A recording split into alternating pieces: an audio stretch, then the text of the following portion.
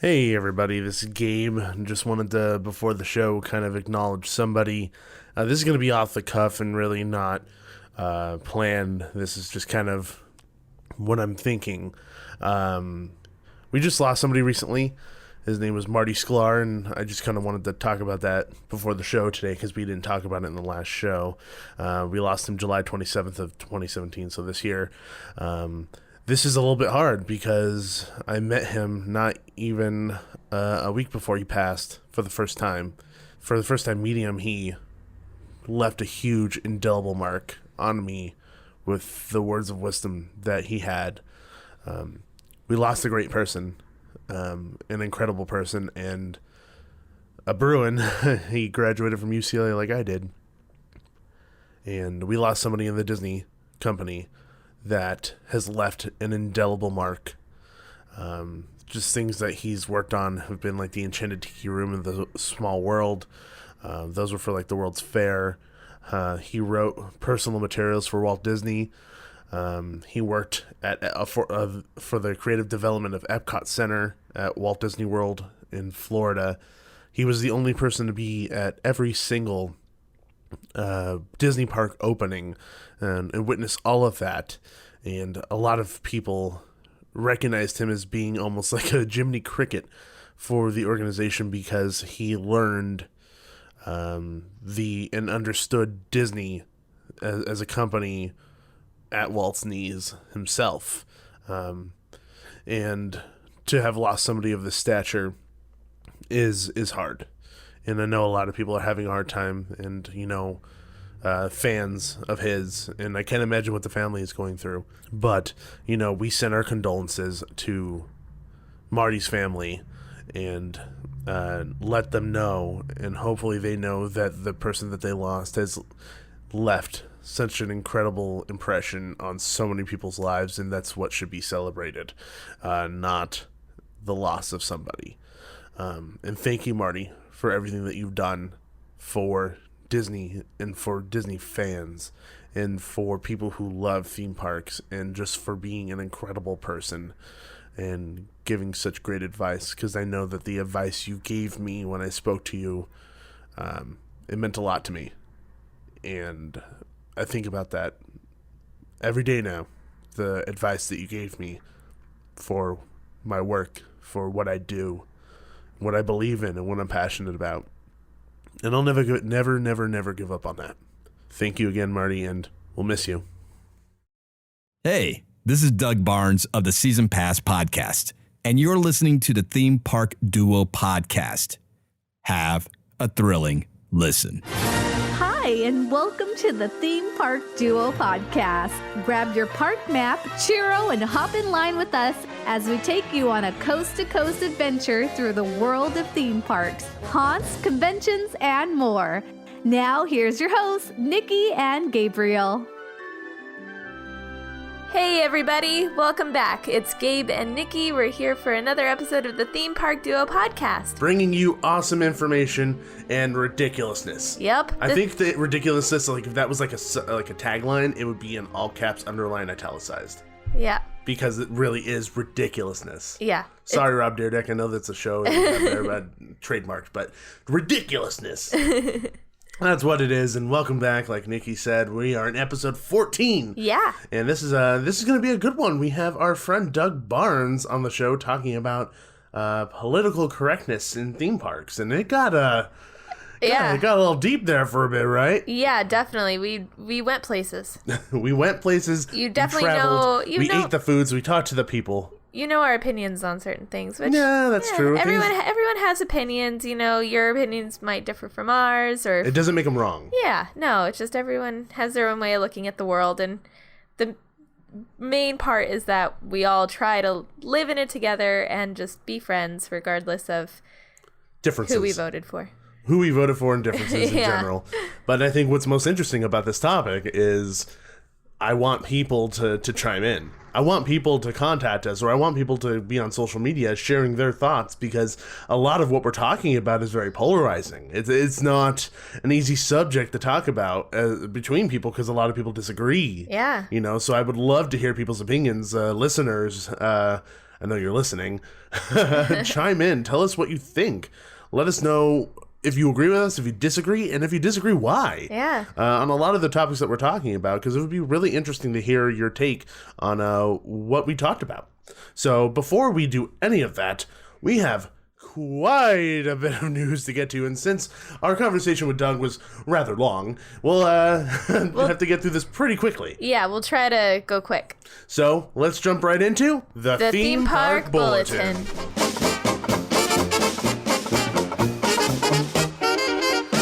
So we have quite a bit of coaster news, Nikki, just because there was a National Coaster Day not too long ago, and of course, everybody announced their new coasters on National Coaster Day. I have a thing about days. It's like there's just a day for every day has a thing. It's like Donut Day, Chocolate Day, Best Friend Day, Coaster Day. Do you know what today is? No. National Hairy Back Day.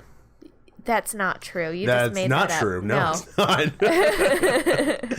Just today is also National Pop Vinyl Figures Day. That's also not true. No, I'm pretty sure that one's real. But yeah, I know what you mean. There's a day for everything, so it's a little odd. But just a little overwhelming. Roller coasters is a much bigger thing as opposed to like donuts. Yeah, but I mean, okay. Side rant early in the show, but if you like ate, this is record breaking. If you like ate every type of food that the national day was, it's like Monday's donut day, Tuesday's chocolate day, Wednesday is like cinnamon bun day. It's like you'd be like 500 pounds and have diabetes, and it's overwhelming. That's truth. Yeah. And also, I'm really mad because no one brought donuts into my work on National Donut Day. People brought donuts into my work for the eclipse, and they were eclipse donuts. That's awesome. They were orange and then black. It was going over half of them. But then they also brought in galaxy donuts that were like this purplishy blue colors, and they were all swirling with stars on it and glitter, edible glitter. I hope it was edible glitter. You said those were all gone by the time you got there. Yeah, they were all gone. I just saw photos. Oh, bummer. I wonder if your poop would look like that, because then your poop would be super fancy. Fancy poop. But to take a step away from poop, let's talk about the coaster news, because there's a lot to get through. They might make you poop. They might make you poop if they're that intense. And some of these might, depending on how scared you are and what you ate before.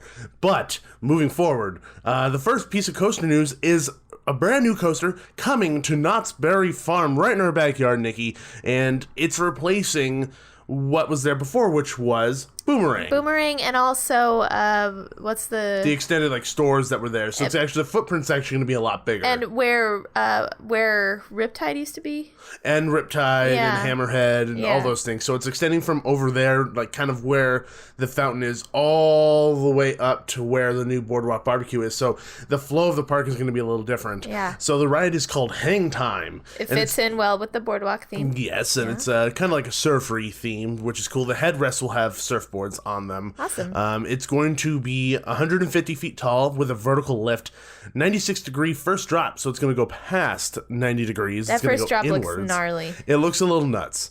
5 inversions. It's going to have a holding brake at the top for hold you for about 2 seconds at 60 degrees, and the ride will hang guests looking down over that first drop. It'll have negative G stall loop, only the second coaster in the Western Hemisphere to have this feature, offering unprecedented hang time, which is nice. And then a colorful nighttime track chase lighting that will accompany the coaster train as it travels the track. And I believe it's going to be the first dive coaster on the West Coast. Yeah, I did hear that. Now, I know that somebody said like in Nevada or Texas or something there's one, and I don't consider that the West Coast. It's not on the coast. I think West Coast, I think California. I think, I might be wrong. I think the term West Coast refers to any state that actually has coastline. Is that what that is? I don't know. Whenever I think West Coast, I don't think Nevada, Arizona. No. I think California, Oregon, Washington. Because they would be Midwest. Yes, exactly. Yeah. No, would they be Midwest? I don't know. We're incorrect. Coast means coastline. So ipso facto, the state has a coastline. You used that correctly. Gabe makes fun of me all the time because I use ipso facto wrong all the time. Wrong. But very wrong. Sometimes I use it wrong on purpose just to annoy him also. Like, hey, we have eggs. Ipso facto, chickens. No, that doesn't make any sense, Nikki, because that doesn't make sense at all. But it bothers you so much. It's so fun. It's like grammatical errors like that sometimes do, even though I make them. Just like my mother, she tries to say cinnamon cinnamon, like the spice, like cinnamon sugar, cinnamon. But she can't say cinnamon. She says synonym. She said it in Spanish the other day just so she wouldn't mispronounce it in English. Because it bothered her so much. It was really funny. She just gets, my mother speaks really good Spanish, so she just says words that she can't pronounce in English very well in Spanish. Yep. So she can't say cinnamon. But anyway, moving forward from that, it'll be really interesting and really nice to have another coaster addition to Knott's Berry Farm. It's been a while because we knew that Boomerang was going to go, and then Riptide went before Boomerang, and we just saw it coming from a mile away, and we were just wondering what was going to take its spot. I believe the last new coaster that they got was Silver Bullet. Silver Bullet? Was Silver Bullet before Accelerator? I think it was after. Okay, I believe you. I'll take your word for it. If we're wrong, let us know. I think I'm right, though. No, you might be right. Be so proud of me if I'm right. I will be very proud of you if you're right. We can look it up later. Yes. So what's the next one on our list, Nikki? The next one is Steel Vengeance at Cedar Point. Now, this one looks cool. It does. It's the world's first hyper hybrid coaster. I wish I knew what that meant. Hyper hybrid. So it's like someone gave it a lot of sugar. Yes. And usually, if I'm not mistaken, usually when they're talking about a hyper coaster, it's usually over 200 feet tall. But I could be incorrect. Well, the ride was originally Mean Streak, which was a fan favorite. Okay, so you already jumped the gun. You already said it's the world's tallest hybrid coaster at 205 feet. World's fastest hybrid coaster at 74 miles per hour. Pretty fast. World's steepest drop on a hybrid coaster at 90 degrees. So the one at Knott's beats it by 6 degrees. True. But that's not a hybrid. Yeah, but it's a different kind of coaster. Yeah. It's like comparing apples to oranges. Yeah. They're both good. Let's see, where was I? It's the world's longest drop on a hybrid at 200 feet. That's big, right? It's a pretty large coaster. World's longest hybrid. It's like the world's best everything, according to this list. Well, the thing is that because it's the world's first hybrid hyper coaster, or hyper hybrid, so it's whatever, the world's first everything. It'll be the world's first everything because it's the first of its kind. Yeah, so it's 5,740 feet. It has most inversions on a hybrid. It has 4. It's the fastest airtime hill on a hybrid, 73 miles per hour. That means really a massive ejector time, guarantee you. Yeah. Oh, that's exciting. I like ejector time. Most airtime on a hybrid, 27.2 seconds. That's over the whole ride. Yeah. That's cool. That's like all of it added up. Uh-huh. That's a lot. Yeah. That's awesome. And we already said it, but it's the world's first hyper hybrid roller coaster. Yeah, so a lot of firsts for that one. So that'll be a really nice addition to Cedar Point. Yeah, I want to go back to Cedar Point. The last time I was there, I don't feel like it was before I really cared. So I'm like, oh, cool, it's another park. It's kind of like Six Flags, but a little better. But now I'm like, whoa, they have all these cool things. I didn't appreciate it at the time. Yeah. By the way, I take it back. I'm not sure if it's RMC, so not 100% on that. That's okay. Moving forward, we have RailBlazer at California's Great America. So this is just a little up north from us. This is an RMC Raptor style coaster. So that's that one I-beam track style coaster that appears to be a mirror image of the one that's going into Six Flags Fiesta, Texas, which is that Wonder Woman Lasso of Truth or whatever it was called. You know, the one that I said is going to be wait time, the ride. Yes. That one. Yeah. However, this is where the similarities end because RailBlazer will have trains themed as if you were riding an ATV. And a stunning landscape full of tunnels, fake rocks, ditches, water, and a lot of wild off-road journey that includes a 100-foot tall vertical drop and 3 inversions along the way. That's kind of cool. Yeah, I think like it's a fun. really themed coaster. It's also a very, very intense version of like a Pony Express because if they're ATV themed, are you sitting down on something? Well, ATV would be like like a 4-wheel. Yeah, I know what they are. Yeah, so it wouldn't be Pony Express. Well, in the sense of you're sitting on something, you're straddling something. Well, no, you're thinking like a motorcycle type thing. An ATV you straddle. An ATV has 4 wheels with handlebars, and you straddle it and you sit down on it. Oh, yeah. I was thinking of like the bigger ones where like 2 people can sit in it. It's basically no. like one giant roll I know cage. what you're talking about. Like it looks like a gigantic, like insane metal version of like a golf cart. Yeah. Yeah, no, not that. Okay. An ATV you straddle. Oh, so okay. is it going to be like that where you straddle, or is it just going to be themed to those and you're going to be sitting down like a normal coaster? I don't know. It'd be fun if it was like what you said, like where you straddle it. I just don't know how safe that would be because the restraints aren't like super intense. Yeah. You know, the restraint comes up on the back, kind of like Pony Express or like Tron, Light Cycle Power Run, things like that. I don't know if that would work alone, especially with inversions. Yeah, and drops. Well, the drops I think would be fine. It's really the inversions I'm concerned about. Well, I guess we'll see. And then we can make our way up there and go ride it. Yeah. Next one? Next one is Time Traveler at Silver Dollar City. Silver Dollar City. Silver Dollar Time City. Traveler. $12. Time Traveler is the world's fastest, steepest, and tallest spinning roller coaster. So it's like Sierra Sidewinder at Knott's Berry Farm. So that's cool. Gabe actually showed me a video of this, and it looks pretty darn cool. It features 3 inversions, a dive loop, a zero-G roll, and a vertical loop, 2 LSM magnetic launches, magnetically controlled spinning cars. So does that mean it's not random? I don't think it's free like spinning. Sierra Sidewinder, it's like free spinning. If you and me are on one side and there's 2 like 5-year-olds on the other side, oh man, that's so off balance. We're just spinning like crazy. Yeah. So it might be more controlled, which is good. So you don't spin like insane like we do. Yeah. You'll start things off with a crazy 10-story 90-degree vertical drop right out of the station. Oh yeah, this was the part that looked really cool in the video. It's like you have no time to brace yourself. It's just like you're out of the station and boom, you drop. Which I asked you when we watched. I paused it, looked at you, and I said, "What happens if like one of the operators falls off? Like they just like accidentally take one step wrong to the right, and they're just There's probably a lot of barriers, so they won't be able to. Well, do that. I hope so because having a drop right there is rather insane. Also, they better make sure that all their safety measures are in check before sending that train out. Well, I hope they do that with any coaster anywhere. Truth. Yeah. And that's pretty much it for Time Traveler. Yeah, and then we have Twisted Timbers at King's Dominion. This is a transformation of Hurler, which is a new hybrid coaster creation from RMC. So this is an RMC. Nice. They'll be building a story around this coaster as well, claiming that the structure was part of the once thriving Hanover Hill Orchard Farm. An unknown tragedy struck the orchard in 1950, destroying half of that year's harvest. Shook the ground, flipped over tractors, broke windows, and more. Ever since, the old warehouse building has been off limits until now. Is this the one that they were teasing like a long time ago? No, that was a different Mystic one? Timbers. Oh. So it's kind of like in the same family, and it sounds like almost kind of like a connecting story in a bit. Yeah. It's probably like the same area, just because it's such similar names. Yeah.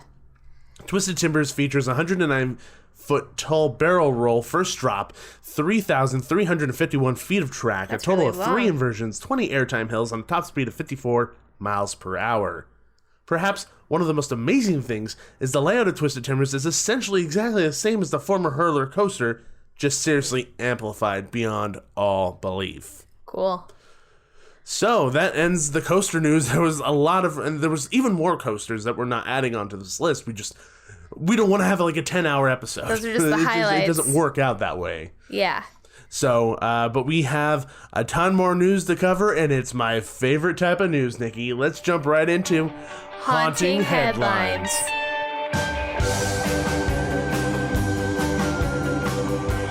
So this is seriously your favorite time of year. Favorite top number one all the time forever. And I start talking about this the day like November 1st. And it's like it's legit. I mean, Mickey's Halloween Not So Scary Halloween Party is already started. Yeah, in Orlando at Magic Kingdom. So I mean, it's like it's fine. We can talk about it now. It's like no more like, oh, it's too early to talk about. And there's Halloween decorations already going up in stores. Yeah. So shush, everybody. We're talking about Halloween. Okay, deal with it. So what's the first piece of news we have? Freddy Krueger, Jason Voorhees, and Leatherface are the titans of terror at Universal Studios Hollywood's terrifying new slasher film maze debuting at this year's Halloween Horror Nights. Taking terror to an unspeakable level of blood-curdling screams, the Titans of Terror Tram, hosted by Chucky, will transport guests into a nightmare of carnage, pitting guests against these 4 modern horror icons. this time led by infamous serial killer doll Chucky from Child's Play. With his faithful army of degenerate chainsaw-wielding good guy dolls, Chucky will unleash havoc upon guests as they navigate a portion of the world's famous backlot. Further, Terror Tram encounters will include Jason Voorhees at the Crystal Lake Motel, where he slaughters newly arrived camp counselors, an ominous confrontation with Freddy Krueger, who takes his ultimate revenge on the town of Springwood. Springwood? Yeah, Springwood. And a final foray through the barn from Texas Chainsaw Massacre, where Leatherface and the Sawyer family butcher victims for their cannibal cuisine. Unique to Universal Studios Hollywood, the Terror Tram enables Halloween Horror Nights guests to walk along an area of the famed movie and television studio where such sets as the Psycho House and the Bates Motel from Alfred Hitchcock's classic thriller, Steven Spielberg's War of the Worlds, are located. So this is two different things. This is a maze that includes the Titans of Terror, which is Freddy, Jason, Leatherface, as well as on top of a maze, which are in two different locations, they'll have the Terror Tram, which includes those three characters plus Chucky. It's a maze too? Yes. Do you know where the maze is going to be? Not 100% sure. My guess is it's probably going to be on the upper lot.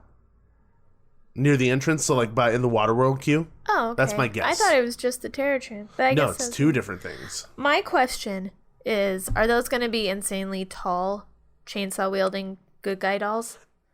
They might be.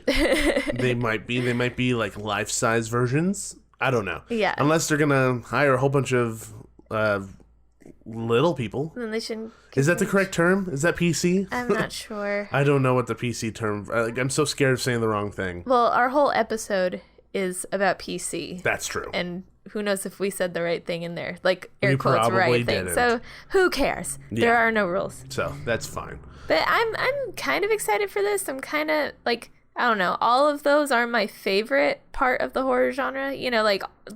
just that whole encompassing, you know, Chucky, You don't Freddy. like slashers. I don't that like much. slasher films. So it's like, oh, it's cool. I like the fact that like iconic characters like that are going to be on the Terror Tram, but it's not my favorite. For me, I like slasher films, Yeah. but there's a certain type of slasher film I like because I feel like Freddy has a lot of character. I feel like Jason has a lot of character.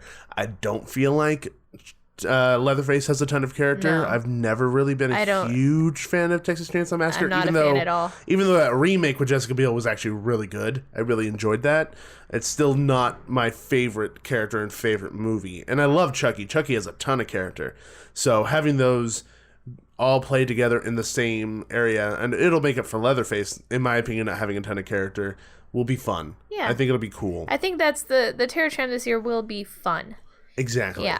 And then another movie franchise that I don't think you're a huge fan of. I like the first one. The first one because it's a cop movie essentially, like a mystery, you know, you're trying to figure things out. The rest is just torture porn almost. Yeah. The second one not so much, but they get progressively worse. Yeah, they get progressively worse.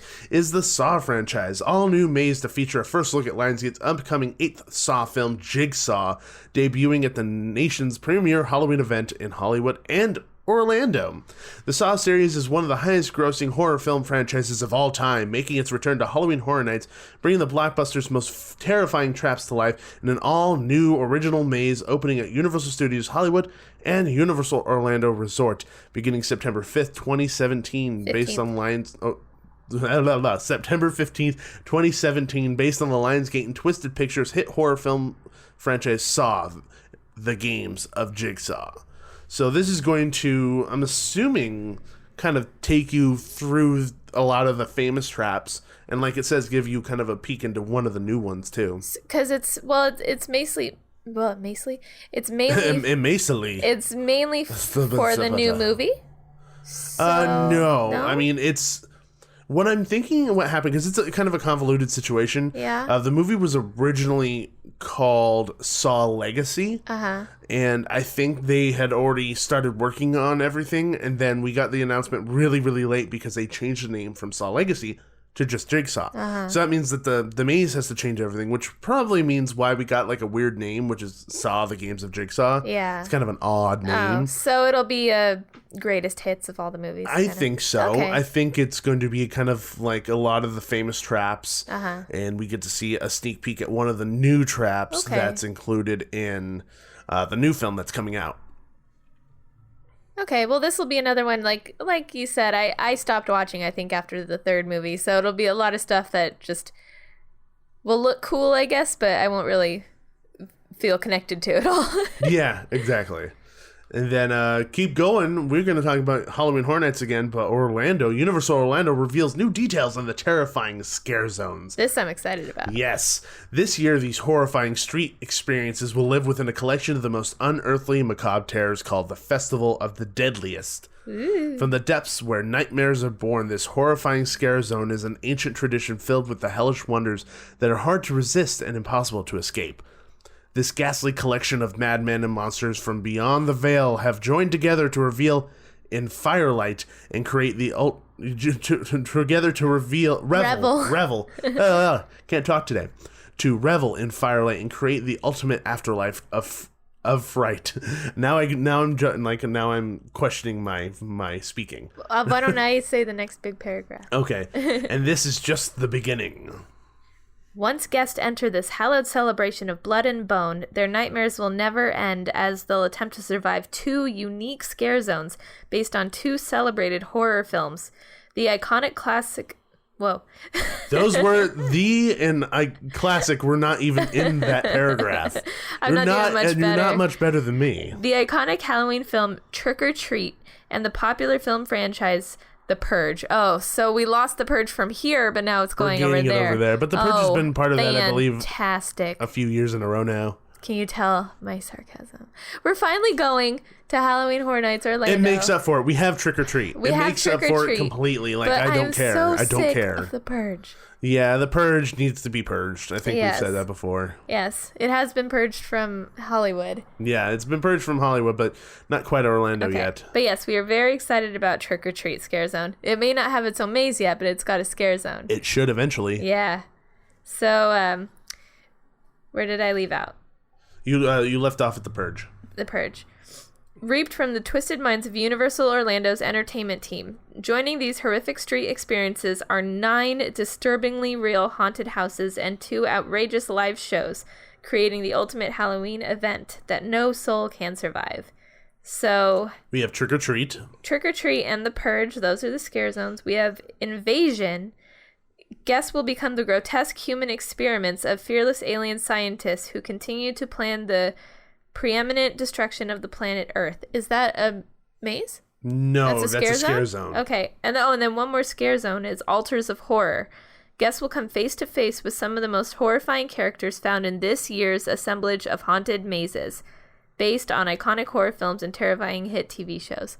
Maybe I'm wrong. Wait, yeah, I'm so confused by the way. Yeah, I'm confused by the setup of their release there. Yeah. So either it's a scare zone. Well, like the way it sounds like it's a scare zone because I know that they haven't released any of their original houses yet because they have original houses in Orlando, which is kind of nice. Maybe it's like a scare zone in front of some of the houses. Yeah, maybe it's connected or something. You never know. And then they have 2 shows. So they have the Academy of Villains. It returns for a second year. Academy of Villains Afterlife. Yep, I was just about to say the title. Thank you, Kate. You didn't say it fast enough. And then Bill and Ted's.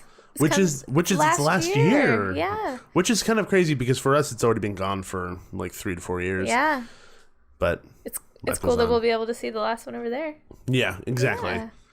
And then moving forward from that, we have, like we said, Mickey's Not So Scary Halloween Party already started. Yep. So that's going on right now as well. And then news that came out this morning that we found out about was that Ghost Train here in Griffith Park is coming back after 1 year absence. Which I'm super excited about. We went 2 years ago and it was so much fun. It's a blast. So essentially the Ghost Train is not what you think it is. People who don't live in Southern California or in LA who are not really in tune with the haunt world, it's not a legit train. It isn't gigantic. Imagine that and about minus 85% of the train. Yeah. It's model trains. Yeah, it's like it's a rideable model train, if that makes sense. Yeah, so you it's like straddle a bench. it. You straddle it. Yeah. And somebody drives it around the area, and there's just Halloween decorations and music playing and different things kind of set up to watch. It's not scary. It's just fun. It's more family friendly, but we had a lot of fun.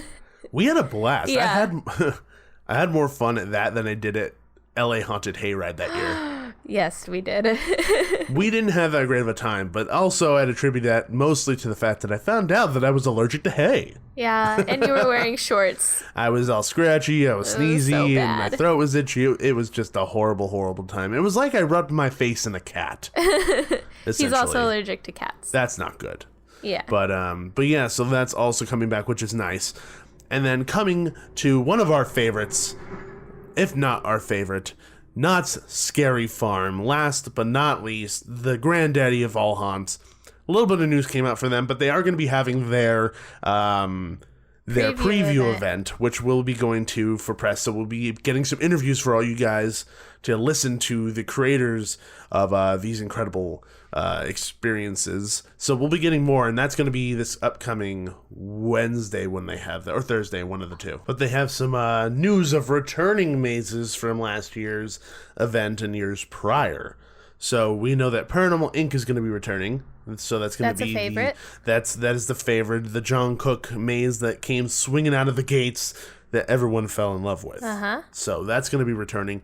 Shadowlands, which is in the same realm, another John Cook maze that debuted last year that everyone loved, including us. Yeah, it was super cool. So I'm excited to have that back. Yeah, a lot of detail to look at. So, I mean, every time you go in, you notice something new, which is quite fun. Yeah. And then detail plus scary equals amazing maze. Yes. Very well put. Thank you. I am a master with words. Yes. Then we have Tooth Fairy, which is returning. Which We were surprised. Yeah. And kind of, Well, it's not as much as it was. Well, our reaction to it was Yeah. But the maze itself is really good. I'm just shocked that it's coming back because it's been around for quite a while. It's getting long in the tooth. I see what you did there. Oh, I didn't even realize I did that. Yes. I'm witty without even knowing it. You oh my are. God. Long in the tooth, get it? That was a fake laugh. Yeah. Duh. But yeah, it's been 4 years? 3 years? Yeah, I think it's been about 4 years now, if not longer, with Tooth Fairy. Yeah, it's had its time. I am very surprised to see it back.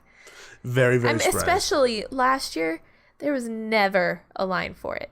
Literally never. There was always a short line for it. Maybe 10 people in front of us in line one time. Like, that's it. So I don't know why just such a low popularity maze is coming back. I don't think it's like we were there on days that were not super crowded. We were there like 10 days though, babe. Yeah, no, but the days that we were there that was insanely crowded, it did have pretty good lines, and we actually didn't even wait in it because it wasn't worth it. We didn't want to wait like an hour for something that we had been through Several year after year. Yeah. But I think it is still popular. I think it's still effective. I think we are just a little jaded because we go so many days in a row every single year. Okay. And I think they're just allocating their money in different spots.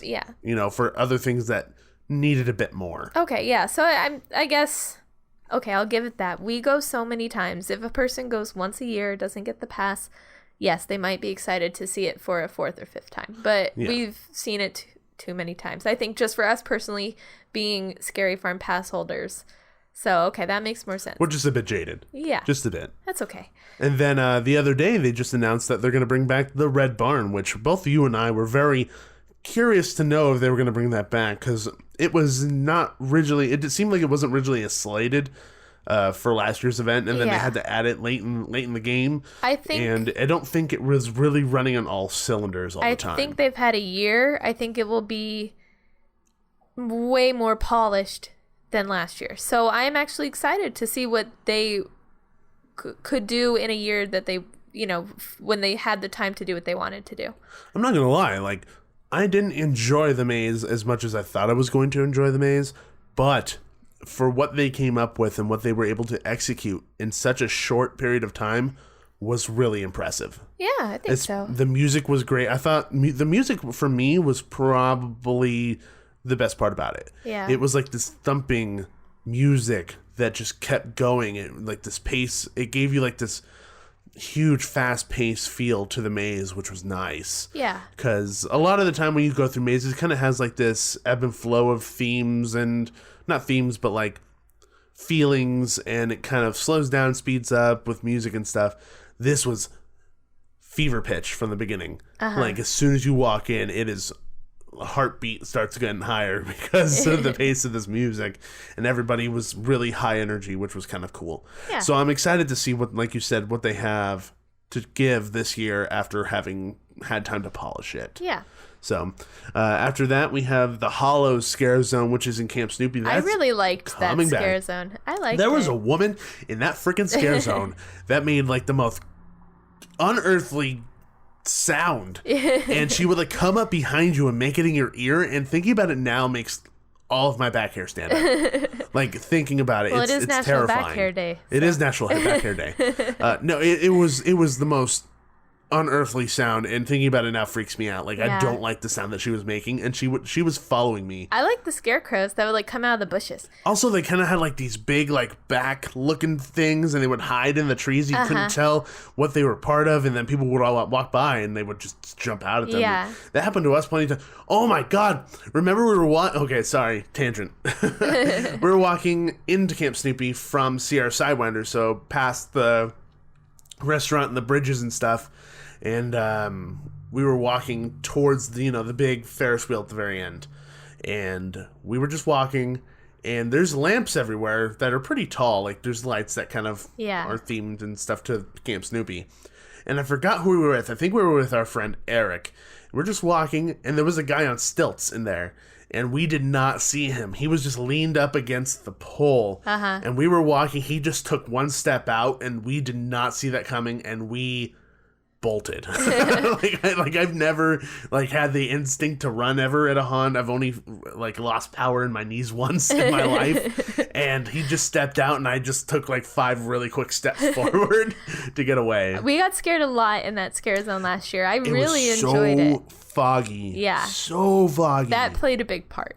It did. For sure. It helped a lot because you couldn't tell who was who. Yeah. Unless you ran into like one of the bigger guys with like those back things on. Yeah. So, and then the people who were dressed as like soldiers didn't try to hide at all. Yeah, they didn't really try to hide. Yeah. They were walking around. Yeah.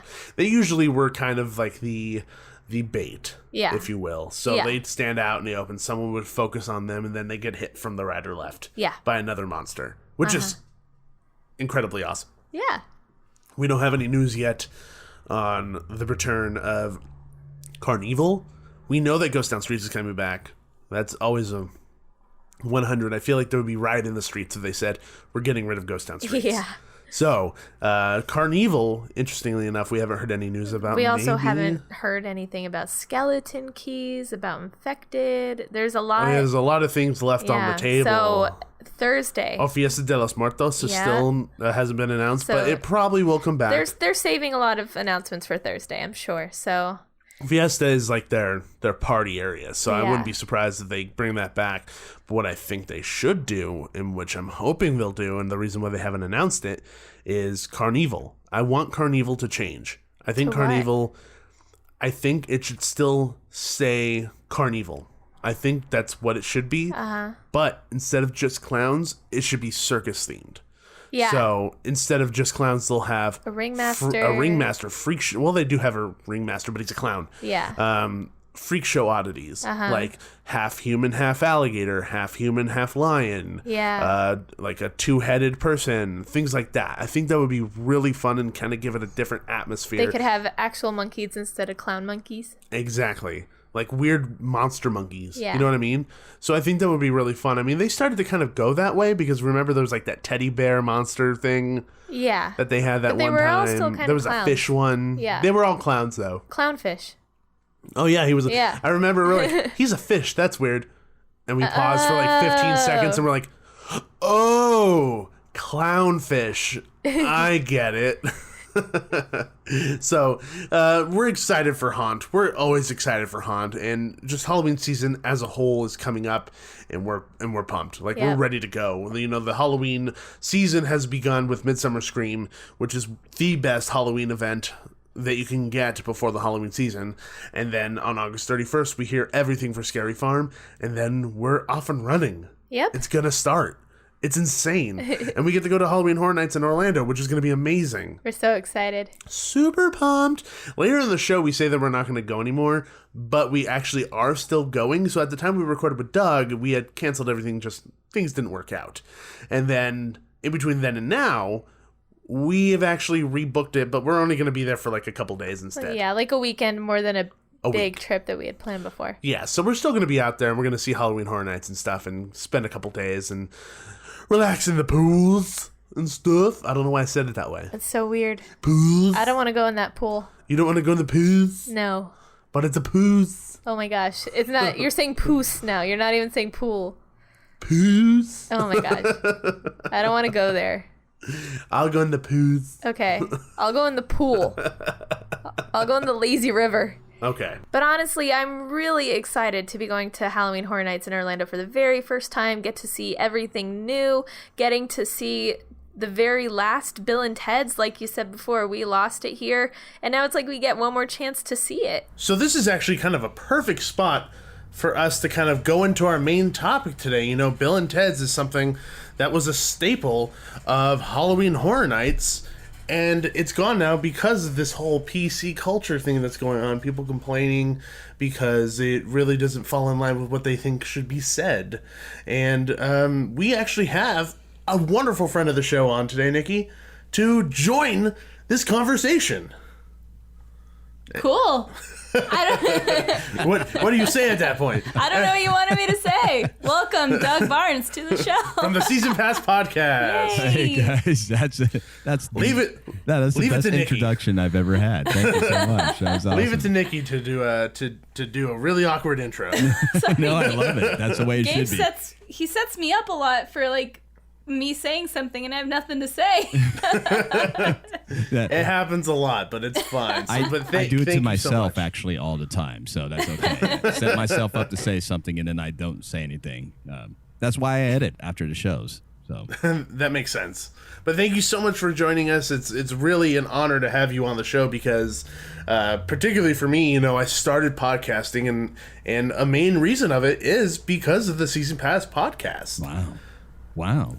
Well, that's okay. Owen Wilson over here. Wow. Well, well, I wasn't expecting that, but that's I'm honored. Thank you. No, yeah. I remember the time that it actually hit me. I'm pretty sure I've told you this, but I was sitting in work and I was like, I miss Haunt. I wonder if there's any show that I could listen to that has any not Scary Farm stuff on it. And I stumbled across your show. Yeah. And my eyes kind of got real wide. It was like I was like just like realizing the wonders of life for the first time.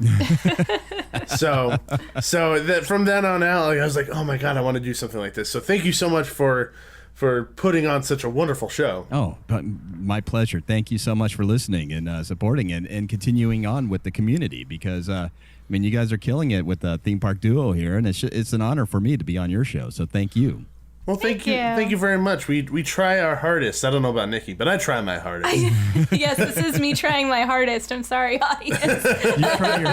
You try your hardest with the setups, right, Nikki? That's it. Yeah. She tries.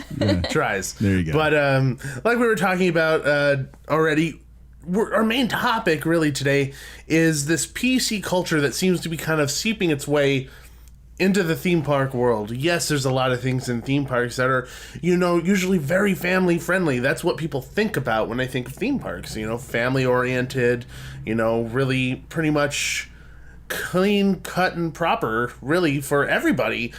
But there are some exceptions to this. And, you know, one of the big things right now is Pirates of the Caribbean, which is on the tips of everybody's tongues at the moment because there's this whole movement of changing the auction scene. Now, Doug, I don't know where you technically stand on this whole situation. Oh, I'd rather it not be changed at all. I mean, personally, me, I am one of the guys who if the ride could be originally what it was when Mark Davis first made it, that's what I wanted to be. But I also understand that, you know, things have to change because audiences change over time. And so I'm not completely closed on it because I understand the differences in the world as you know the years go on. But me personally, it to be just what it was beforehand. I mean, I'm so old school. I don't even want Captain Jack Sparrow in there. I want it to be like what it was back in 1983, 82 when I was writing it as a little kid, scared to death of the waterfalls. But once I got out of there, I saw pirates. I want it to be that pirates. But even with all the changes, I still love the ride. The integrity of the ride actually is still there. It just has to be changed because of, our points of views in this world. Yeah, and it really all kind of ties back into kind of what's happening in our world all at this point in time, and I think that's why these points of view start to change and why people start to want to voice their opinions in these situations, because like you said, you went on it as a kid and you were scared of the drops, and then you saw pirates, and that was pretty much it. And I truly believe that that's the case for every kid. No kid is looking at this saying, those women aren't being treated right, so I'm going to copy that behavior. Well, it's not even about copy. I don't think any child goes in there saying, I want to copy that behavior. I want to shoot people through the window. I want to drown people in wells. I want to burn down villages. I don't know. I mean, well, obviously there might be a few out there, and unfortunately, those guys have always had different visions.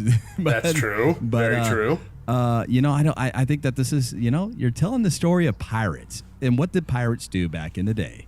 They raped and pillaged and they burnt towns down. That's what they did, It was told in a way that was rather satirical as well, which kind of made it okay in a way. There were some things in that original version that even now I'm like, oh, it's a little weird to be talking like that, but I understand why they did it. I mean, like, in particular, I'm speaking about in the scene where all, like, the pirates are drinking, and they're on the steps and on the stoop. There's this one pirate right on the edge, and he was holding a woman's, I think it was, like, undergarments or something, and there was a naked woman in the barrel. And he was basically saying something to the effect of, like, I found this woman, and I'll share her if you're nice, and all this stuff, which is a little odd, but everything in that attraction wasn't done with malice. It was done in a very satirical way, which I think anything and everything is open to be made fun of and should be satired in any way, because it should be. That's just the way life is. Yeah, it's interesting that you say that, because it is giving us a history lesson on pirates in a way. We are learning about pirates and what they did and how horrible they were. But sometimes you can't just have pirates do what they do and have it be entertaining. Disney understood that satirical humor had to be put in. Humor has to be put in for people to receive it and appreciate it. If there was no humor in that ride, it would not be a fun ride. It would be absolutely... It would be a little bit of a downer. Yes, it would be. It would be. And you walk out going like, what the hell did I just take my kid through? So, there is humor. And I think that Disney, for everything, Jungle Cruise, Haunted Mansion, they put humor in all that stuff, because you have to have humor to be able to reach the person and actually tell the story that you want to tell without it being, scary or horrifying. And that this is just another example of it.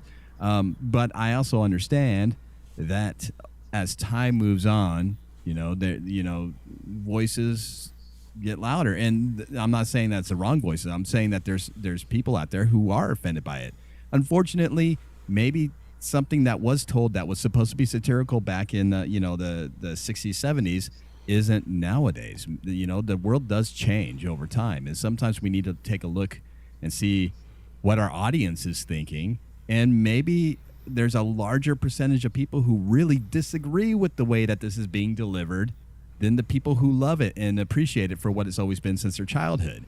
And that's where I think Disney's in a really hard spot with this ride, because, it's a screwed up ride. It really is. Pirates are screwed up. This is a really messed up story. So how can you clean it up and make, or have most of your audience be absolutely thrilled and happy with it?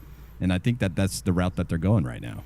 Yeah, I think that's definitely why they went that route of changing the things, because the people who are upset about it, they're the true fans, but they are going to get over it. They're still going to ride the ride, and it'll appease the people who would be offended by it. So I think it's the smartest move on their part. Yeah. And like you said, like you said, ultimately, like, these people are going to ride the ride still. They're not going to boycott the ride to the point where they're not going to ride it. If you're a true fan, you're going to follow it through and watch it progress and kind of what it turns into. Like a lot of theme park attractions, they always change. And one thing that really stands out to me, and one thing I wanted to put out there and just touch upon what you said real quick before I move on, not to cut myself off, is that like everything that we're saying here is just opinions. We're not saying that anybody's wrong for thinking that it should be changed or that we should be a little bit more sensitive. No, I'm kidding.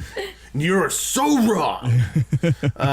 But yeah, no, we're just sharing our opinions. No, by no means am I saying, or Nikki is saying that you're wrong for thinking what you do. It's just purely our position on the matter. I do have one more thing to say, though, also about it, that I know that a lot of the purists who really hate this move, they keep saying stuff like, Mark Davis is rolling in his grave right now, and how dare they change his view or whatever. You know what? Mark Davis is a student of Walt Disney, and Walt Disney has always said change needs to happen. Things will continue to change and expand, and things will get better over time. And I think that Mark Davis, being a student of Walt Disney, also would understand that now. So maybe he wouldn't be happy or thrilled with the change in it, but the fact that his art is still living, even after all this, is still there, I think he would find an appreciation for that as well. And that's exactly what Marty Sklar said at D23. Both of you beat me to the punch. Yeah. I mean, we were in the Pirates of the Caribbean 50th anniversary panel, and nice.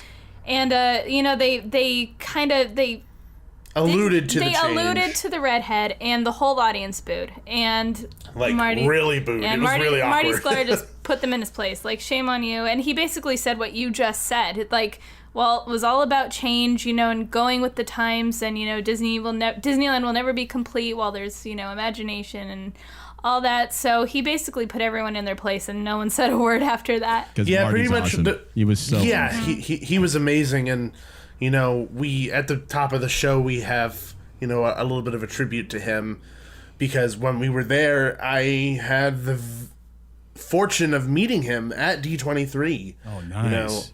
A week before he passed. Less than a week, and man, did it hit me hard. Just because I was able to kind of talk with him in that brief moment, and sorry, getting a little choked up. In that brief moment, and he really passed along a lot of knowledge in that moment. Yeah. Because he's had done so many things already, and for him to put people in their place and say, guys, realize what you're doing here. You're fighting against something that you love, and you already know that the person that you're idolizing right now, Walt Disney, has already said that change is going to happen, and it's necessary. Yeah. Realize what you're booing. Yeah. And him actually really putting people in their place, and it was great. He was always good. That's why he was the ambassador of Imagineering, is because he was able to put the message out there sternly but honestly, and people understood it. And they received it. Just to tell you, I was also choked up a little bit, not just because, we've had Marty on the show a few times, had a chance to sit down and have some long conversations with Marty, but we were actually in the middle of setting up our next interview with him for season pass. And oh, man. Yeah, and so just like when you see that, like where you're working on it and all of a sudden it just stops there and you realize that he is not around anymore for that. Yeah, that hits you hard, and so, yeah, I'm right there with you, Gabriel. I mean, it was a really hard evening for me when I found out. Yeah, I remember sitting on the couch telling Nikki about it and just kind of breaking down in that moment and kind of needing a second to collect myself. But, as much as you and I and so many thousands, if not millions of people who are mourning the loss of somebody so incredible, we need to sit here and celebrate the many accomplishments and incredible things that he's done in his life that we're going to be able to pass on to our kids. He made all of our lives better. He did make all of our lives better. And if anything, if you're no longer having him on the show, as much as doing a show about his legacy, showing his importance to the theme park community and just everybody as a whole. Yeah. So, but, moving forward, a little off track there. I will take you off track many more times, I promise you. And that is fine because I've done it to you, and it's fair. But yeah, so that change in pirates, and I don't think anybody's going to boycott the ride. I really don't. People will accept it because they're going to realize when their kids go on it, they're going to have the same wide-eyed experience as they did when they first went on it. Yeah, coming from the perspective of a woman, I guess, like I don't care that they're auctioning women. Like, it's part of the ride. It's fine. Well, it's because I got you in an auction, though, so, I mean, that's why. Oh, yeah, I forgot about that. But, yeah, I blocked that out. But, no, honestly, like, I'm sad to see it go. I will miss it. But just the thought of someday, like, some girl, like, seeing the new animatronic, you know, this strong woman, you know, and, like, kind of, like, being awed by that, you know, just how like some little boys like see Captain Jack in the ride, you know, or something like that. And not that he's somebody you should live by, but you know what I mean. You know, neither this new pirate too, because I mean, what is she doing? She's getting people to loot for her so she could turn around and make money off of them, right? Good point. That's her character, Good point. Right? So yeah, but no, it is. She's a strong character, though. You're absolutely right, Nikki. They're making her into a strong character, so it's the exact opposite of what she was before. You know. She was a wench being sold off. Now she's selling off riches to these guys who wanted to buy her just not too long ago. So. Yeah, so I can't hate it, basically. Yeah. I mean, and when it comes down to, like, the changing of attractions, for me, the main question is, when do we draw the line? Where's the line in the sand that we're not going to cross when it comes to changing attractions at these theme parks? Because, you know, right next door we have Haunted Mansion, where the very first scene, some guy kills himself to get out of a room. And are we going to say, hey, maybe we shouldn't have that because it's celebrating suicide? Or are they going to do that? And then right next to that, we have a whole ride based on a movie that's banned in the United States for being insensitive about slavery and things of that nature, you know? I don't know where that line is starting to be drawn with regards to being politically correct in these attractions. Well, are you saying the one that's insensitive to slavery is Splash Mountain? Is that what? Yeah, it's Splash Mountain, based off of Song of the South. Okay, but that ride itself is nothing to do with the movie itself. Actually, it has nothing to do with slavery. So, I mean, it's true, and that's why I think that's one of the reasons why they will never release that movie, is because they don't want to associate that movie with that ride for the chance for people to be like, hey, wait a minute. This movie glorifies slavery, and this ride is based off of that. Wait a minute, this ride needs to be torn down. I think that's one of the main reasons why they don't ever want that movie to be out. Yeah, it's almost like an urban myth at this point because not many people have seen it. Yeah, not a lot of people know what it is. Yeah, you know, you say, hey, have you ever heard of Song of the South? They're like, what? I'm like, Splash Mountain. They're like, oh yeah, I've heard of that. Yeah. So I feel like you're right. They will associate it very quickly, and that won't be good. I mean, when it comes down to it, like, I found a really interesting quote from touringplans.com, so shout out to them for having this wonderful quote. And it kind of it like really alludes to why Disney kind of it kind of talks about like why Disney doesn't really want to change things or why we don't see them changing things. So it says, Peter Pan remains on store shelves despite the portrayals of Native Americans. Dumbo is still celebrated despite the crows. The Jungle Book is still sold despite criticisms of King Louis. Heck, even The Fox and the Hound have been criticized with the rationale that because it is tried so desperately to avoid insensitivity, that it was actually insensitive and accurate. More recently, The Avengers drew criticism for its inaccurate stereotypes. This list literally could go on and on. The point of these examples is that no matter what a prominent entertainment company does or releases, there's going to be some group that takes offenses. So, you know, I think, you know, Disney is usually that company that always says, we don't care what you think, we're going to do what we do. Disney has always been that company, and they've always made their decisions, and now to see them kind of bend is a little weird. Yeah, bend, but I mean, I agree with touring plans there. I mean, everybody's going to be offended at something. I mean, there's always going to be somebody out there offended, no matter what. People are offended at Thomas the Tank Engine, all right? How are you offended by that? I don't know, but they are. But the fact is that, you know, somebody's going to be offended by something no matter what. You can't please everybody. So it's about Disney taking, okay, well, what is the percentage of our audience? What are we going to get who's going to find appreciation, who's going to stick with us through these changes and everything. And what they're finding out is that they have a lot of audience that even though they'll disagree with these moves, they'll still appreciate them and still go back to them no matter what. And then the people who aren't happy and reject them making these moves, now they come in and saying, okay, now I appreciate them for what they are, and they get even more audience from it. But there's always going to be a group of people out there who, no matter what, they're not going to be pleased. And, it's not Disney's job to please those people because they're just not going to be happy with anything, And that's in any situation, in every form of life. Yeah. Yep. There's always going to be someone who's offended by something in some way, shape, or form, which really sucks because it's like, come on, people, just suck it up a little bit. Yeah. Have a little fun. It is interesting, though, and we had a little talk about this before, the podcast started and everything, about how, what's happening right now politically in our country is a little bit of like what's been going on here with these theme parks. Now you could say it's totally different or whatever, but I mean, just take a look back at, the fact that a lot of our, the statues that people are having issues with because it kind of glorifies, the shady part of our history. Yeah, the great white man, and that black people are below us and all this crazy stuff and horrible things in our history that should never, ever be regarded as greatness in our country. These statues are up everywhere, and people are saying that these statues need to be coming down because they glorify a piece of our history that is shameful, which I absolutely agree with. It is shameful history.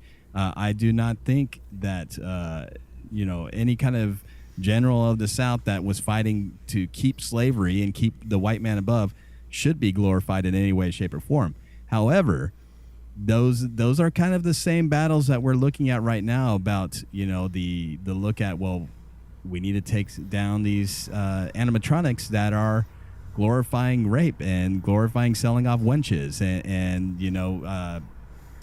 those kind of things. So I'm just saying, it happens all around. Sometimes you need to step back and look at it with a different lens and see, there are a lot of people that are offended. Maybe you might actually be that offended person if you look at it in a different way, Yeah, I actually didn't even realize it till you brought it up, but it's true. They're two very similar things that people are having very different reactions to, and it's odd to think about, really. Like, they're all for the one, taking down the statues, and then they're so against the other, and it's like, the message they're sending, it's not that different, It's because it really grounds it in reality, yeah. At least our situation, because, like I had said off air,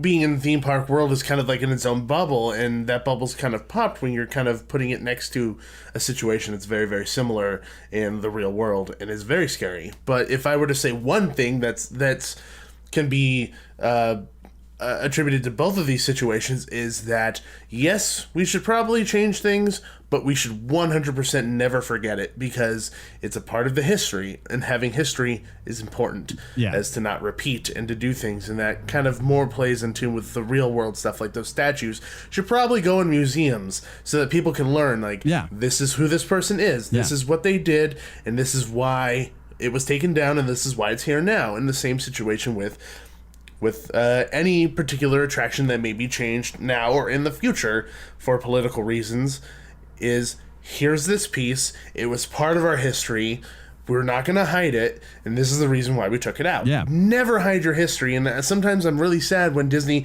completely wipes the record clean of some of its history, because it's like, no, don't do that, because it's what got you to where you are now and why people like you. So don't do that. We all need to learn about the Confederacy. We have to, okay? The Confederates were, for sure, the most serious blood. The Civil War was the most bloody war ever in American history, right? So, I mean, we can look back and say, the Confederacy was for real, without a joke, with no jokes, and we need to learn about them. Maybe not as a statue right in the middle of a city, as a monument, but definitely in museums. But I feel the same way, that we need to learn about pirates, because they did exist and they did do these horrible things, and it would be good to learn about them. And if it takes entertainment to learn about pirates, well, then, be entertained while you're doing it, I guess. I mean, I don't know. I think this is that rabbit hole that you can keep on going down, and it could sound good or bad by the end of it. But, it's that's the thing. This is the world that we live in today, though, right? I mean, Right. Yeah. A lot of people just need to feel like they need to be able to say their piece and have some type of impact on their world. And in this case, just theme parks happen to be the target. Yeah. Changing gears a little, like I know we have on our list here, in both parks actually. Well, it's mostly we're talking about Knott's Berry Farm with the Native American aspect, but then also, there's that whole part in the Rivers of America. And Disneyland used to have a Native Yeah. American village where they had dancers as well. Yeah, like, do you think that kind of, it's portrayed in a different light, but is it kind of like a romanticized way, like an unrealistic way that makes it okay to still have it as like a prominent part of like Knott's Berry Farm, or Yeah. Are you asking me or are you asking Doug? both? I'm to be 100% clear on everything. I went to school for American Indian Studies, so this is a big thing of what we talked about in our classes, just to be completely transparent with everybody, because it'll be kind of clear when I share my opinions on some of it a little bit. I think that with regards to Knott's Berry Farm, I think they do a really, really good job of trying to portray real-life, factual, authentic versions of what Native Americans were. Right down there, I have written that they have a Navajo hoop dancer who I've seen, and it's brought tears to my eyes in the way he talks about his culture and how he explains the reasons why he does certain things, and that's really great. And they have, crafts made by Native American peoples and things like that. But then you also have on the other side of the park one of the coolest shows they have, which is a Mystery Lodge, which is a complete romanticized version of what Native American culture is, which is the opposite of what should be being done, because in general, people don't think that Native Americans really exist anymore as a whole. Yeah. So, like their imagery and their knowledge of American Indians are really based on what pop culture says at this point, because it's not really taught in school. So when you're being handed like, hey, here's a Native American who's doing all this magic and crap, they think of it as like this really romanticized version, when in fact it should be looked in this factual manner, like it should be in schools, like they do in that dance, which I really like. Yeah. That's such an interesting question, and going back to thinking about how it got to Native American history.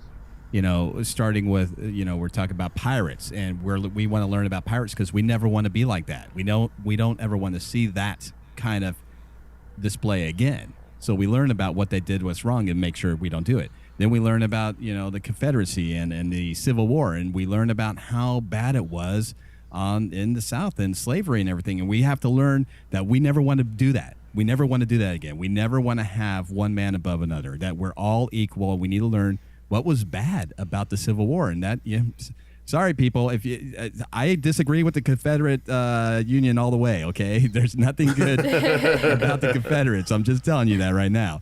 You could disagree with me, that's fine. But that what we're learning, why we need to learn about this stuff, is that we never do anything like that again. Native American history is a little bit different, though, right? Because it's not about that what we never want to do again. Because what happened is that the white man came onto the country and stole the country from them, right? Yeah. So now we're learning about the heritage of the American Indian, the Native Americans, the people who they're called Native Americans for a reason, because they were here first. So we're learning about their history, and how do you portray that lesson without it being offensive in a way, because all you could do is kind of point the finger back at all of us, anybody who's not an American Indian, and say, our ancestors, the people that moved in before us and everything, did wrong by taking their country. So I think any way that you could display, if you can do a show, an act, or just have a chance to learn, have a learning session with somebody who can teach you about the American Indian culture and the Native American history, it has to be told, because, again, we're sitting on their soil. And so anytime that we can learn more about their history, it's better for all of us. It makes us understand a bit more, and I think it helps with humanity and humility overall in this country.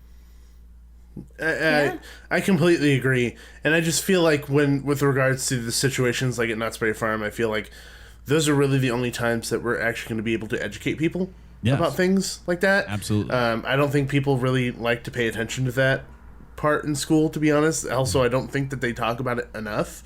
I agree. And I don't think there's really any way to win that battle, because I know that, I'm part Native American. I'm half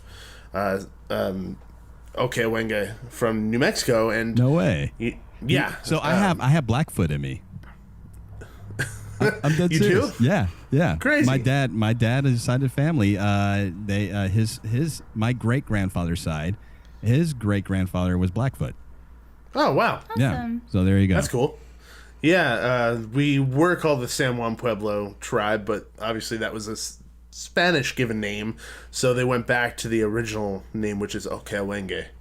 So, from a perspective in that manner, and having known a lot of people that I went to school with who are full-blooded Native American and, who have very, very strong opinions, there's really no way of winning in this situation because because when it comes down to it, it's either, hey, we're trying to do a really good job and tell these facts, and they're like, well, there's a lot more than just Navajo and Blackfoot and all this stuff. Yeah. There's hundreds of tribes, so you're just bundling everybody in there at one time. It's like, okay, well, we're going to be really specific and talk about this one.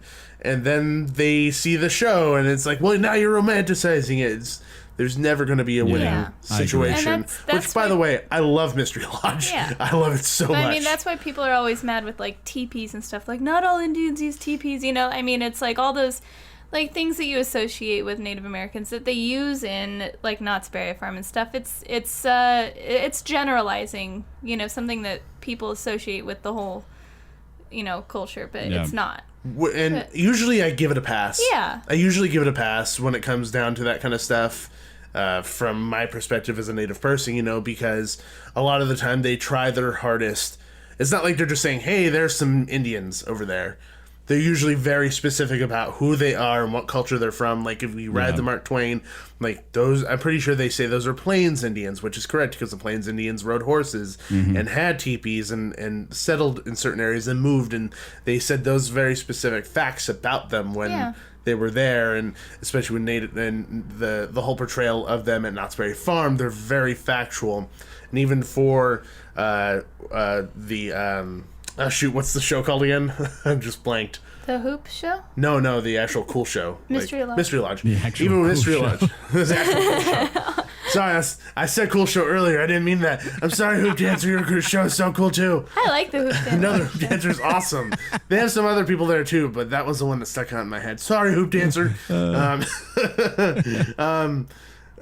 I lost train of thought. I'm done. There's no gone. Pepper's Ghost with the hoop dancer. That's what. No, there's no Pepper's Ghost. So, but I give it all a pass.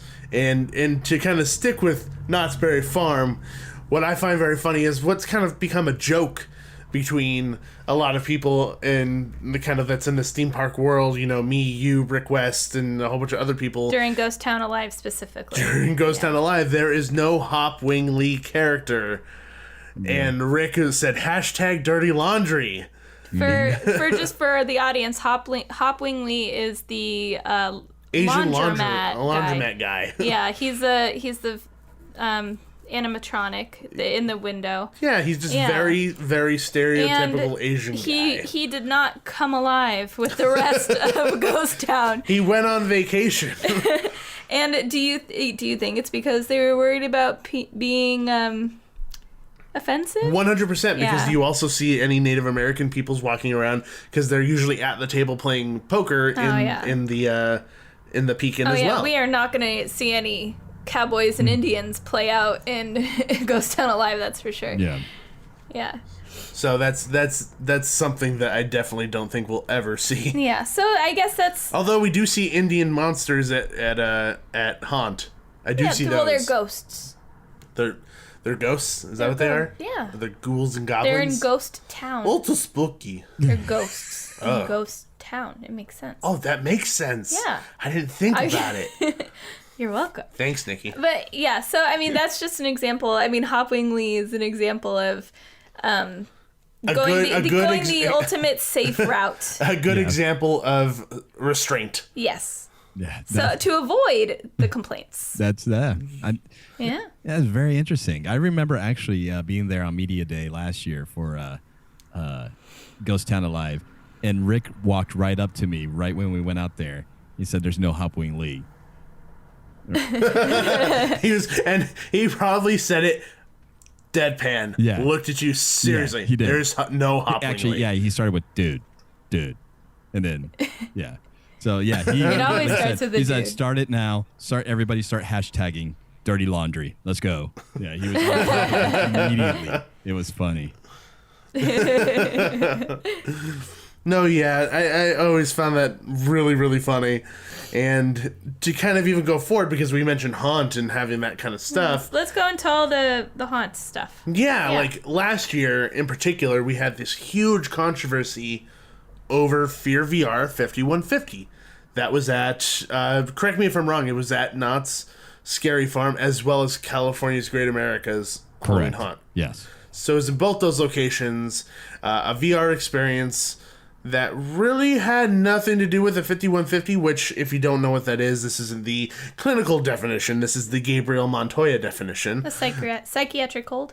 Yeah, psychiatric evaluation. Yeah. Like, they have to make sure that you're okay. Yeah. That you're not going to harm yourself or something. And somebody who didn't go on the attraction stood out the exit and waited to talk to people, complained. And he gained enough traction and got enough bigger name people on his side to the point where Cedar Fair pulled it. And they even started to change other attractions that they had that were anywhere close to theme to asylums or people who have mental issues. And I thought that was insane. Like, I was on the complete opposite end. Insane. Oh, someone sue me. I absolutely think that is ridiculous. You haven't gone in. 2, it has nothing to do with that. It's just a provocative title, which maybe they should have thought of a different title. And then 3, I don't like the way that Cedar Fair reacted. I think that all 3 of those were just nonsense. Yeah. I don't know where either of you stand on that, but I just think in general the almost attacking nature of the accusations of some of these people was out of the blue and unnecessary. Yeah. Okay. Well, I'll give you my opinion on this whole entire thing. I felt that the whole setup and everything was brilliant. I thought it was awesome. It wasn't any different from any of these movies that we've seen already. It's out in every single movie out there. It is during Haunt. It's during a time that is not very, like the most family-friendly time to begin with. Thank you. And then also the fact that the complaint came from somebody who didn't even experience. In fact, and I'm not going to bomb on the Christian church here, okay? Because, all the churches are very different. Christianity can be looked at very many different ways. I mean, I myself consider myself a follower of Christ. But I have issues with churches taking any kind of political state, because that is insane. When somebody from a church or whatever could say, this is not Christian, this is not right, you're making fun of insane people. When you don't, it's a bad thing when you have something like that, and then you get the backing from all these other churches all of a sudden that say, because that's what happened. It started getting on Twitter all of a sudden of this one writer. And it gained a lot of momentum. Yeah, with other church leaders and stuff, and they started, downing Knott and Great America before they even knew what the hell was going on. But they believed so much in this one writer, this one journalist, that it just went haywire really quick. I do think that Cedar Fair pulled out way too quickly. I think that they didn't realize the repercussions that would happen from a move like that, because even since then, now everything that Six Flags has about being in insane asylums, they ended up taking their mazes out as well. So it really did go well beyond Cedar Fair, and it really that you can have a fictional story about insane asylums. It's okay. You're not making fun of people who have mental instabilities. You're not. It's a fictitious story.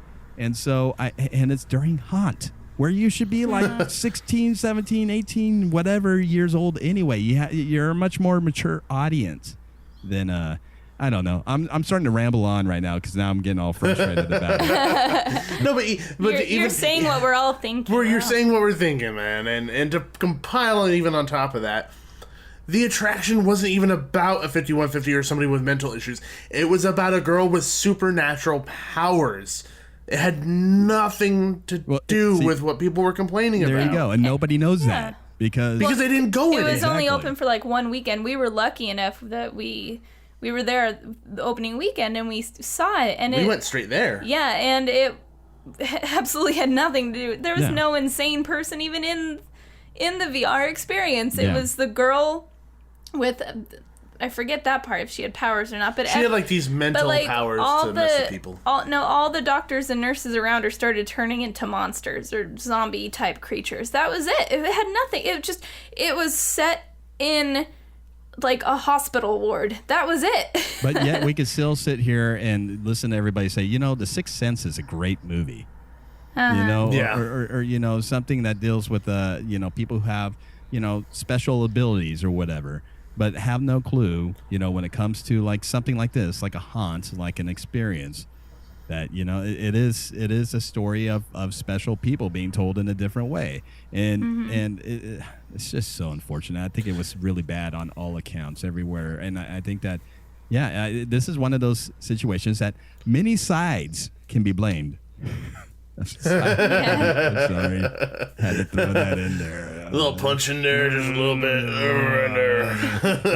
That's the only time I can ever think of that actual quote being correct. But and I completely agree. And to bring it back with kind of what I said at the beginning was that I feel like everything and anything can be parodied and to be made fun of, and Haunt is no exception. If anything, it should all happen at Haunt. That's where it should be the most offensive. Yes, just look at the hanging. The most offensive that you could possibly be should be there. Yeah. Exactly. During Halloween, the time where people get to wear slutty costumes and I get to look googly-eyed and Nikki gets to agree with me. Yes. That's all year. But you agree. We live in LA. That's true. Yeah. But, just like anything during Halloween, I feel like anything is open to being made fun of and to be poked fun of for what it deserves to be made fun of. That's why we have the Hang. That's why we had a Bill and Ted's. R.I.P. Bill and Ted. R.I.P. Bill and Ted's from Hollywood. So Bill and Ted has been gone from Hollywood for quite a while. Now they're for about 4 years. Yeah, and so now they're finally removing it from Orlando. Are they actually doing it this year though? This is their last year. Yeah, it's their farewell tour, Wild Stallion. Okay. Yeah. So this is the last year, but not because it's getting rid of for any PC reason. It just, I feel like they're going to go in a different direction. If anything, I think they're going to keep Academy of Villains for a lot longer because that seems to do really well with it for them. Do you think they held on to it that long? Because I kept on thinking and possibly just, like all of us wishing for that next Bill and Ted movie to come out. Just hoping and hoping and hoping, and it just finally we realize that's not going to happen. So now they're like, okay. I feel like it's part of it. Maybe. 100% I feel like it's part of it, but at the same time, it was such a crowd favorite. Yeah. People would just go like back and over and over again. Even if you have those people who are like, last year was sucky, but then the year next, they're like, it wasn't as good as last year. You always have those people, but I think that those shows are almost like a release, and I think that during Haunt, it's a release for a lot of these people to make fun of the real world for what it deserves.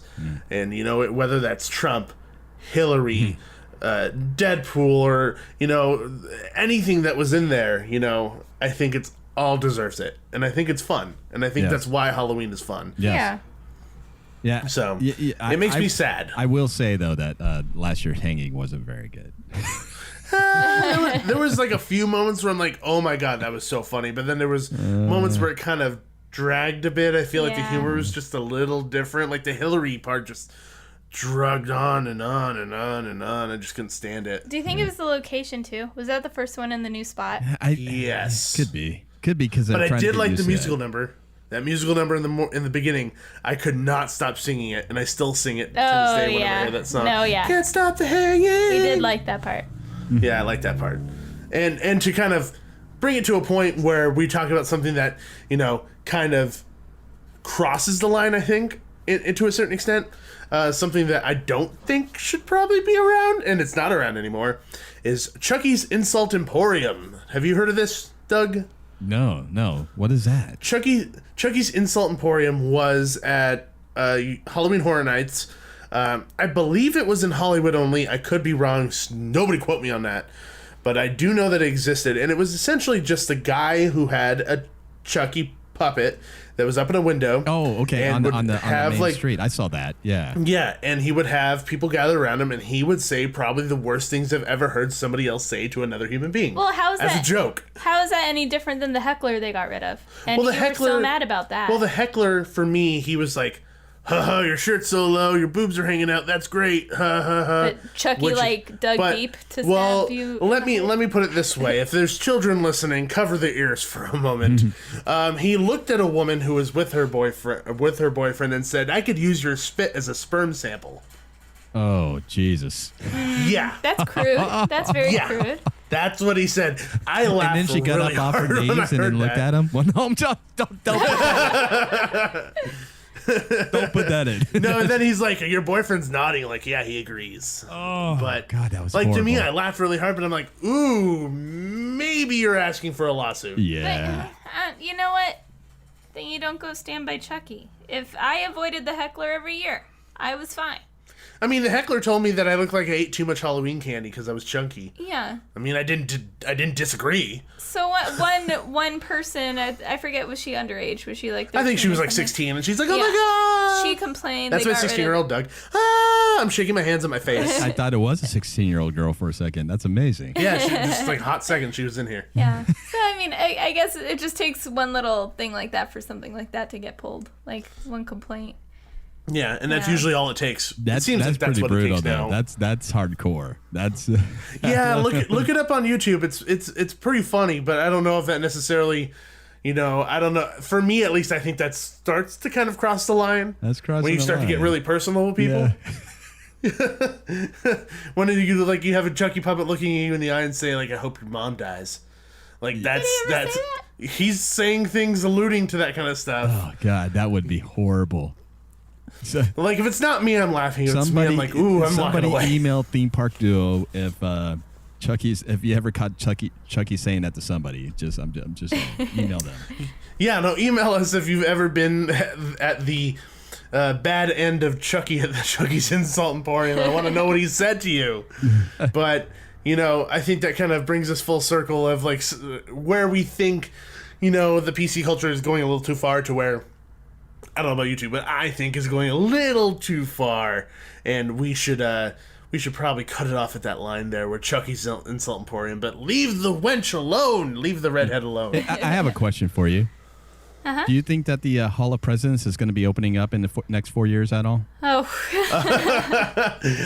No. I Even think if it does, I think I'll pass. I think they're going to be doing so much work on the theater that it's just going to take a really long time to really update all the lighting and the fixtures and the curtains and the seating. Yeah, they're really having issues with that lighting. Yeah, I think what they're really working on, they want to add movement to every single president there. So it takes a long time to do that.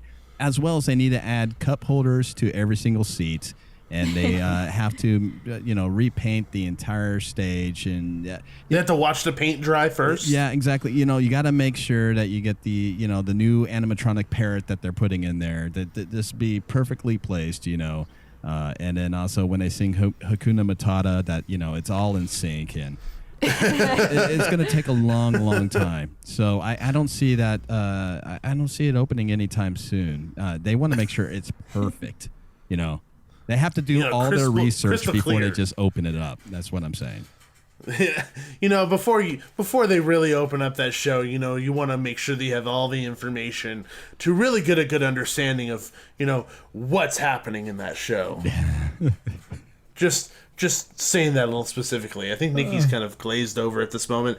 She's kind of like this look of spacing out. I don't know what's happening. Even if it opens, it can't open. It I'm just over it. Seriously, Yeah. no, they can't open it. I don't see any reason why they could ever open that attraction. If they do, they're just asking for trouble.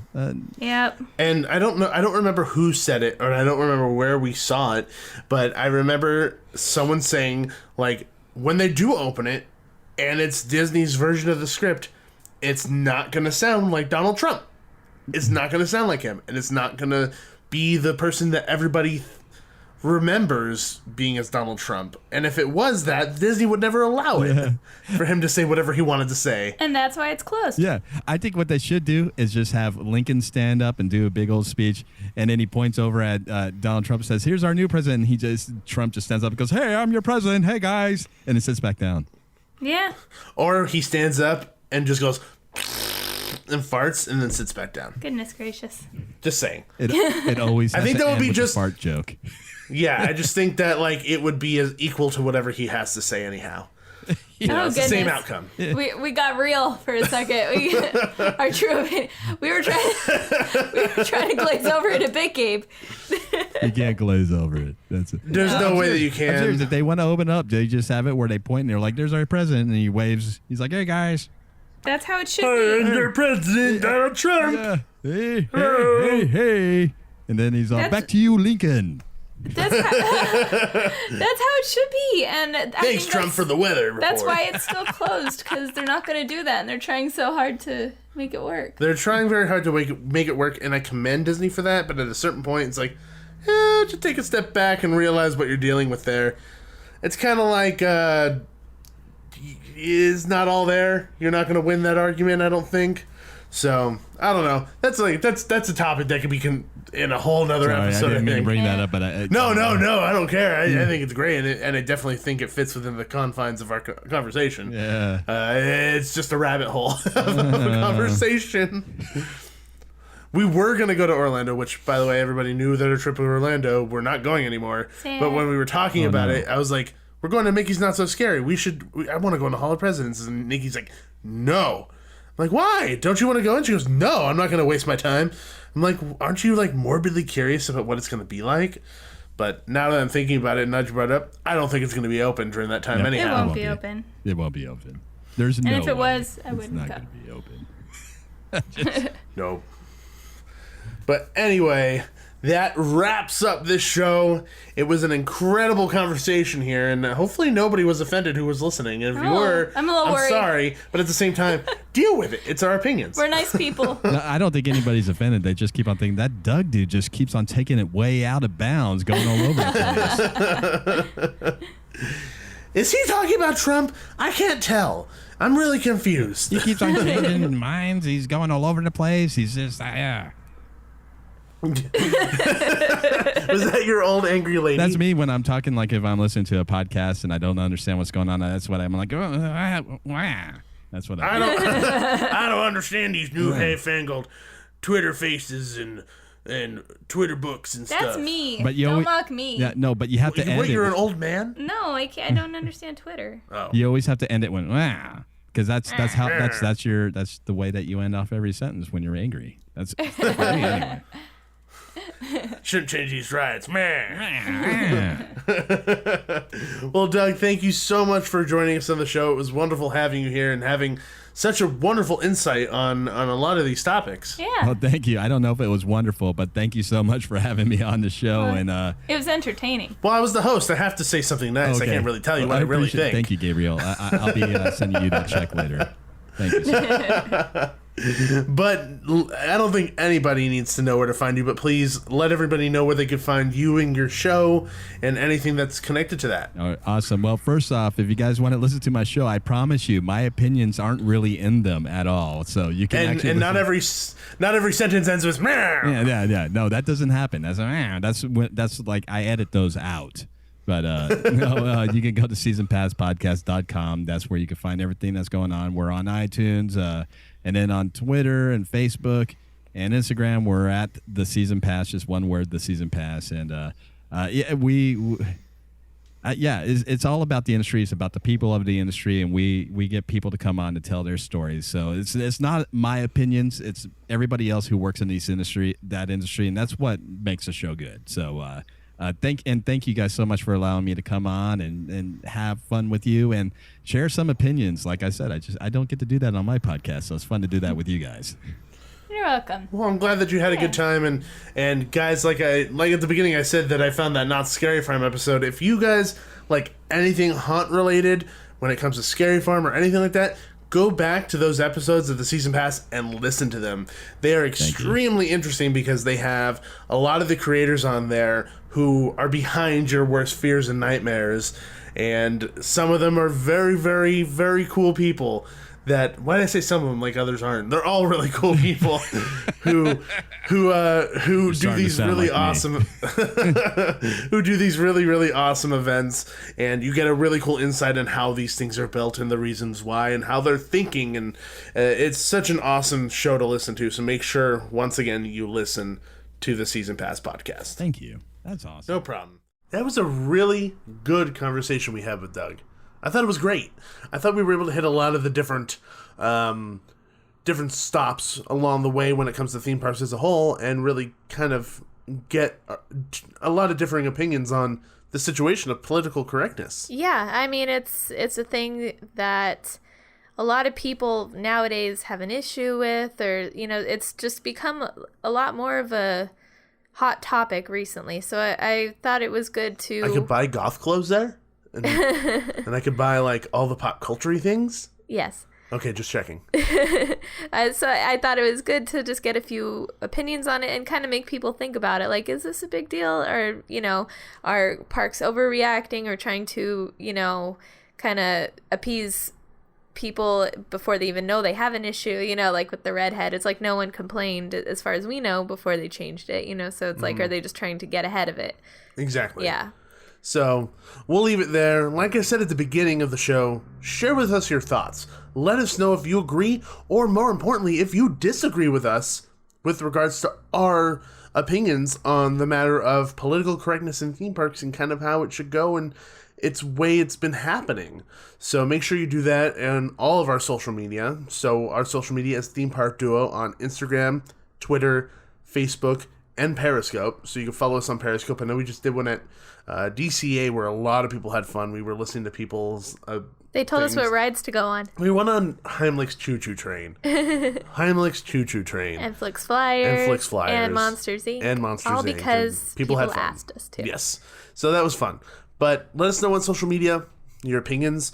You could also email us at themeparkduo@gmail.com. I had to think about that for a second. It's our email. I know. I don't email it. It's my email. That's true. You don't email it all the time, but you should know your email. Yeah, true. So, themeparkduo@gmail.com. Are you sure that's what it is? Yes. I'm just making sure. Are you sure? Yes. Are you like double sure? I'm positive. Okay. I'm negative. Yes. That's why we work. Yes. Opposites attract. Opposites attract. But more importantly, Nikki, where can people follow you? Actually, you know what? Before that, they should definitely leave us a 5-star written review. Yes, please leave us a 5-star written review on iTunes and leave a nice comment about how much you love us. And we'll give you a shout out on the show. Yes. Today is a rough day for me when speaking. You're all tongue-tied. I'm all tongue-tied today. So leave us a 5-star written review. It really helps us out. It makes it easier for people to find us on iTunes and other sites so that they can enjoy us just like you are right now.